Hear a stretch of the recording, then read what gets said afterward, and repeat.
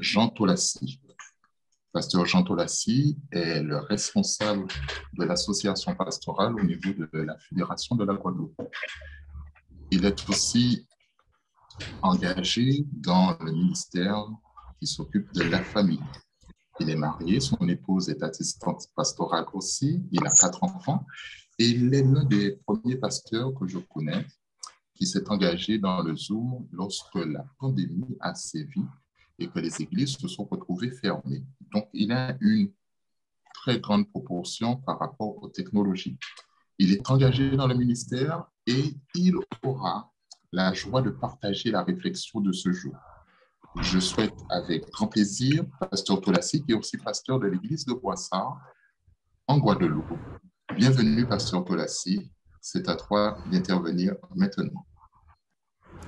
Merci pour la présentation, Jean-Robert. C'est avec joie que ce matin, je participe avec vous à ce moment de partage de la parole de Dieu. Merci de réflexion autour de ce texte que nous connaissons bien, qui se trouve dans 2 Chroniques, chapitre 7 et le verset 14. Alors, lorsque nous lisons ce texte, nous pouvons le voir à l'écran. Si mon peuple, 2 Chroniques, chapitre 7, verset 14, si mon peuple, sur qui est évoqué mon nom, s'humilie, prie et cherche ma face, et se détourne de ses mauvaises voies, alors j'exaucerai les cieux, je pardonnerai son péché et je guérirai son pays. Dieu a toujours voulu avoir avec lui des hommes et des femmes consacrés, qu'il aime et qui sont déterminés à reproduire le caractère de Christ, l'image que Dieu a donnée à l'homme, cette image ils ont été créés à son image, et que Dieu veut reproduire, et que le péché a terni. Le péché nous a entraîné l'homme dans une déchéance. Alors, ce matin, permettez-moi, pendant les quelques minutes qui me sont imparties, de voir avec vous ce défi du cœur. Le péché, mes amis, est si grave et si terrible que rien de ce que nous pouvons faire, aucune bonne action ne peut réparer le gouffre causé par le péché. Jérémie, le prophète, au chapitre 17, verset 9, dit que le cœur est tortueux par-dessus tout et il est méchant. Et Jésus lui-même s'exprime par ces mots dans Marc chapitre 7, verset 21-22. Marc chapitre 7, 21-22, car c'est du dedans, c'est du cœur des hommes que sortent les mauvaises pensées, les adultères, les impudicités, les meurtres, les vols, la cupidité, les méchancetés, la fraude, le dérèglement, le regard envieux, la calomnie, l'orgueil et la folie. Cependant, chers amis, Dieu, dans son infinie miséricorde, ne nous demande pas de faire ce que nous ne pouvons pas faire nous-mêmes. Et c'est pourquoi Dieu va prendre l'initiative de faire cette opération chirurgicale. Et c'est ce que le prophète Ézéchiel nous rapporte dans son livre, au chapitre 36, verset 26, « Je vous donnerai un cœur nouveau et je mettrai en vous un esprit nouveau. J'ôterai de votre corps le cœur de pierre et je vous donnerai un cœur de chair. » Dieu veut faire de nous de nouvelles personnes, de nouvelles créatures. Oui, mes amis, Dieu accepte le simple et humble aveu que nous avons besoin de lui. Il faudrait que nous puissions ressentir ce besoin d'entrer dans une communion, entrer dans cette sphère de Dieu. Et vous savez très bien que lorsque nous parlons de Dieu, nous sommes dans le spirituel. Nous sommes dans le spirituel puisque nous devons ainsi permettre à l'influence de l'Esprit de Dieu de mettre en nous de nouvelles dispositions qui ne sont plus des dispositions charnelles, mais des dispositions spirituelles. Est-ce que vous ressentez votre besoin de pardon de Dieu ce matin? Est-ce que vous voulez la guérison de Dieu? C'est vrai que lorsque nous parlons de guérison, nous allons beaucoup plus loin que cette guérison physique, mais nous parlons de guérison de l'âme. Oui, mes amis, il y a de l'espoir pour celui qui se repent. N'est-ce pas merveilleux de savoir que lorsque nous nous repentons, lorsque nous allons vers Dieu, Dieu nous accepte? Si mon peuple, qui est appelé de mon nom, s'humilie, prie, cherche ma face et se détourne de ses mauvaises voies, alors j'écouterai du ciel et je pardonnerai son pays. Je guérirai son pays. Je pardonnerai ses péchés. N'est-ce pas merveilleux de savoir qu'en Dieu, qu'en Jésus, nous pouvons être restaurés? Le texte biblique nous dit qu'aucun des apôtres ou prophètes n'a jamais prétendu être sans péché. Des hommes qui ont vécu au plus près de Dieu, des hommes qui sacrifieraient la vie elle-même plutôt que de commettre sciemment un acte erroné, des hommes que Dieu avait honorés avec la lumière et la puissance divine. Mes amis, tous ces hommes ont confessé leurs péchés, ont reconnu leur propre nature pécheresse. Et ce qu'ils ont fait, ils n'ont pas mis confiance en la chair. Ils n'ont pas revendiqué aucune justice qui leur soit propre, mais ils ont mis entièrement leur confiance dans la justice du Christ. Il en sera de même pour tous ceux qui fixent leur regard sur le Christ. Alors ce matin, alors que nous avons pris les dispositions, nous avons fait le choix avant l'aurore de pouvoir nous élever nos cœurs vers Dieu, eh bien, nous devons comprendre qu'il nous faudrait éviter tout ce qui encourage l'orgueil et l'autosuffisance de notre vie. Et par conséquent, nous devons nous méfier de donner ou de recevoir des flatteries ou des louanges. C'est le travail de Satan de flatter. Il traite de la flatterie ainsi que de l'accusation et de la condamnation. Et ce qu'il cherche, alors que Dieu nous invite à être humbles, Dieu nous invite à prier, Dieu nous invite à le chercher, à nous détourner de ses mauvaises voies, mais lui, qu'est-ce qu'il cherche?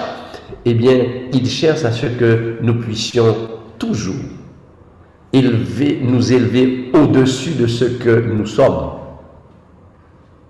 Il cherche à travailler à la ruine de l'âme. Et ceux qui louent les hommes sont utilisés par Satan comme ses agents. Alors, que les ouvriers du Christ détournent chaque parole de louange d'eux-mêmes, que soi-même soit mis hors de vue, et que le Christ, ce matin, soit exalté dans notre vie. Oui, celui qui nous a aimés, qui nous a lavés de nos péchés par son propre sang. Et que chaque œil soit dirigé vers Christ. Et que la louange de tout cœur monte à chaque instant vers le trône céleste.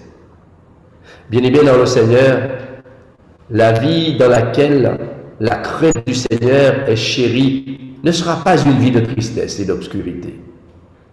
C'est bien plutôt l'absence de Christ qui rend le visage triste. Ce matin, le Seigneur nous invite à avoir de la joie. Le Seigneur nous invite à ne pas être triste. Le Seigneur nous invite, quelles que soient nos difficultés, quel que soit ce que nous vivons, que notre vie soit une vie de joie.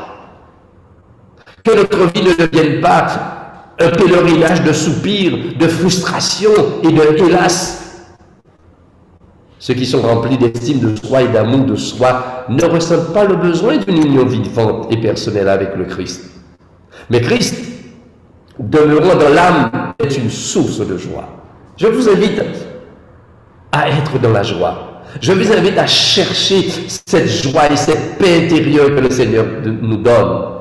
Alors pour tous ceux qui le reçoivent, qui reçoivent Jésus, la note clé de la parole de Dieu est la joie. Vous pouvez connaître cette guérison qui remplit le cœur de joie, de louange et d'action de grâce aujourd'hui. Alors, tournez-vous simplement vers Jésus, en ce moment même. Et dans votre cœur reconnaissant, faites monter une prière et confessez votre besoin. Choisissez ensuite de faire confiance à sa grâce, toute suffisante pour renforcer votre marche tandis que vous vous détournez de la méchanceté et que vous vous tournez vers sa justice. Oui, le peuple de Dieu, vous et moi, avons besoin de renouveau. Un renouveau spirituel. Un renouveau qui va atteindre aussi notre capacité physique, nos capacités mentales. Seul un réveil produit par l'action du Saint-Esprit dans un cœur humble, repentant, engendre une atmosphère qui permet aux pécheurs de Sion d'être victorieux dans la bataille contre le péché. Et sous l'influence de Dieu, sous l'influence du Saint-Esprit, une production en abondance du fruit de l'Esprit et une manifestation des dons de l'Esprit deviennent les plus beaux joyaux dans la vie des membres d'Église. En terminant ce matin, permettez-moi de vous dire que Dieu est prêt à faire revivre son peuple. Dieu est prêt à nous faire prendre de notre envol. Dieu est prêt ce matin à faire quelque chose de spécial pour chacun de vous, pour vos familles, pour votre entourage, pour tous ceux avec lesquels vous entrez en contact. Oh, certains imaginent qu'un réveil est quelque chose de si incertain et imprévisible que personne ne sait quand il vient et personne ne peut dire quand il se produit. On pense que le réveil, qu'il s'agit d'un acte spécial de Dieu, se produisant une fois tous les 50 ans environ. La difficulté provient de la conception erronée de ce qui est réellement un réveil. Oh, ce n'est pas une manifestation de sentiments et d'émotions étrangères à l'expérience chrétienne normale. Mes amis, il n'y a qu'une seule norme pour le chrétien. Et ceci est clairement exprimé par le Maître dans Luc chapitre 14, verset 33, qui dit « Ainsi donc, quiconque d'entre vous ne renonce pas à tout ce qu'il possède ne peut être mon disciple. » Et David a supplié dans le psaume 85, verset 6, « Ne nous rendras-tu pas à la vie, afin que ton peuple se réjouisse en toi ?» La joie est toujours une manifestation de la présence de Dieu dans un cœur humain. Désirez-vous connaître ce renouveau et la manifestation de la puissance dans votre vie, dans les membres de votre famille, mais aussi dans les membres de votre Église? Alors écoutons la réponse qui se trouve dans le livre de Jérémie. Jérémie chapitre 33 verset 3 qui nous dit « Invoque-moi et je te répondrai. Je t'annoncerai de grandes choses, des choses cachées que tu ne connais pas. » Et Daniel aussi s'exprime en ces termes « Mais les gens qui connaissent leur Dieu seront forts et feront des exploits. » Alléluia mes amis, nous sommes avec Dieu pour faire des exploits. Et je pense que si nous sommes connectés ce matin, c'est parce que nous voulons que le miracle se produise. Ce réveil que le peuple de Dieu attend se manifestera dans la vie de chaque chrétien par la présence et la puissance de Dieu miraculeux. Alors pourquoi ne pas volontairement accepter les conditions de réveil et demander au Seigneur de nous guérir du péché? L'énoncé le plus simple et le plus concis des conditions de la parole de Dieu se trouve dans le verset que nous avons lu au début de Chroniques chapitre 7 verset 14. « Si mon peuple, appelé de mon nom, s'humilie, prie, cherche ma face et se détourne de ses mauvaises voies, alors j'écouterai du ciel et je pardonnerai son péché et je guérirai son pays. » Que Dieu entende le cri de nos cœurs et produise la transformation en nous, et cela pour sa plus grande gloire. Amen.